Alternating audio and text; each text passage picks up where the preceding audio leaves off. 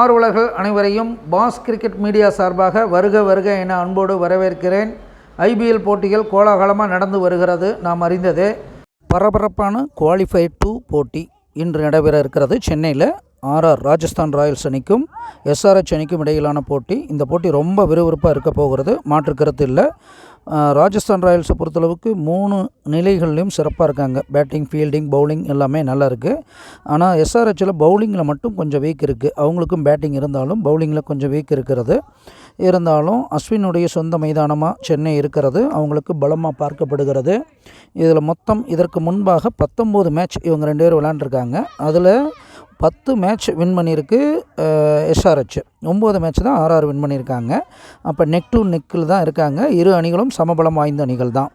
இன்றைய மதியன் 6 விதியன் 1 இருக்கிறதுனால இந்த போட்டி நல்லபடியாக இருக்கும், எல்லாத்துக்குமே கண்ணுக்கு விருந்தாக அமையும். இதில் எஸ்ஆர்ஹெச்சை பொறுத்தளவுக்கு பார்த்திங்கன்னா அபிஷேக் சர்மா, ராகுல் Tripathi, Heinrich Klaasen, T Natarajan, Bhuvneshwar Kumar, Yogesh Reddy, Abdul Samad இவங்கெல்லாம் கொஞ்சம் சிறப்பாக செயல்படுறதுக்கான வாய்ப்புகள் எஸ்ஆர்ஹெச்சை பொறுத்தளவுக்கு இருக்கிறதுங்கிறது தெளிவாக தெரிகிறது. அதே போல் ஆர்ஆரை பொறுத்தளவுக்கு போன டீமில் விளையாண்ட அத்தனை பேரும் இடம்பெறதுக்கு வாய்ப்பு இருக்குது. Yashasvi Jaiswal, Sanju Samson, Riyan Parag, Rovman Powell, Yuzvendra Chahal, Avesh Khan, Trent Boult இவங்கெல்லாம் சிறப்பாக செயல்படுறதுக்கான அமைப்புகள், சாத்தியக்கூறுகள் ரொம்ப சிறப்பாகவே இருக்குதுன்னு நம்ம சொல்லலாம். அதாவது எஸ்ஆர்ஹெச் அணி வெற்றி பெறுமா அப்படின்றது கேள்வியாக வந்தது.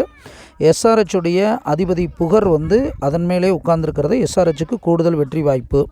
அதே போல் ஆர்ஆரை பொறுத்தளவுக்கு உச்சக்கதிர் உட்கார்ந்துருக்கிறது. அப்போ எஸ்ஆர்ஹெச்சை விட ஒரு படங்கு மேலே ஆர்ஆருக்கு சிறப்பான அமைப்பு இருக்குங்கிறத சொல்லணும்.